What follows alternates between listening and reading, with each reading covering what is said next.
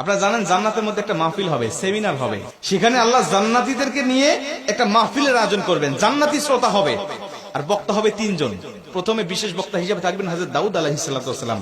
দাউদ আলাইহিস সালামের কুরআন নাজিল হয় নাই, দাউদ নবী কোনোদিন কুরআন পড়েও নাই।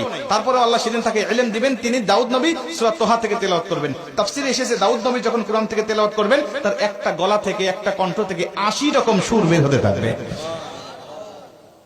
জান্নাতীরা দাউদ নবীর কণ্ঠে তেলাওয়াত শুনে তো পাগল, বলবে আল্লাহ কি তেলাওয়াত শুনতেছি, আমরা তেলাওয়াত শুনে শুনে জান্নাতে থাকতে চাই, আর কিচ্ছু চাই না।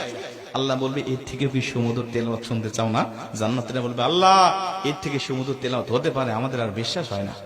আল্লাহ বলবে কেন বিশ্বাস হয় না?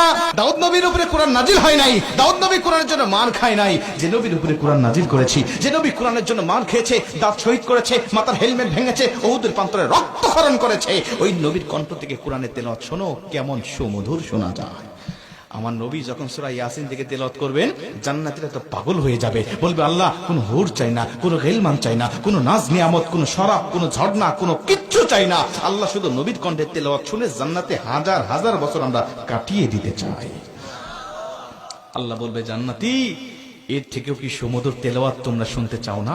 জান্নাতীরা বলবে আল্লাহ এর থেকে সুমধুর তেলাওয়াত হতে পারে, এটা আমাদের আর বিশ্বাসই হয় না। জান্নাতীরা কেন বিশ্বাস হবে না বলো? আমার নবীকে কণ্ঠ দিয়েছি আমি আল্লাহ নিজে, আমার দাউদকে কণ্ঠ দিয়েছি আমি আল্লাহ নিজে, কিন্তু আমার গলায় কত কণ্ঠ রেখে দিয়েছি জানো না? আমি আল্লাহ নিজের কণ্ঠকে ওজার করে এখন তোমাদেরকে সূরা রহমান থেকে তেলাওয়াত করে শোনাতে চাই। আমার আল্লাহ সেদিন টান দিবেন সূরা রহমান থেকে, আর রহমান বলবেন না, তিনি আনার রহমান বলে টান দিবেন। আমি রহমান, যে রহমানের কথা দুনিয়াতে তোমরা শুনেছো, যে রহমানের ভয়ে দুনিয়াতে পাপ থেকে বিরত ছিলে, যে রহমানের ভয়ে তাহাজ্জুদের ওয়াক্তে দাঁড়িয়ে চোখের পানি বিসর্জন দিয়ে নামাজ আদায় করেছো, যে রহমানের ভয়ে সারাটা দিন রোজা রেখেছো, যে রহমানের ভয়ে তোমরা সত্যের পক্ষে চলেছো, ওই রহমান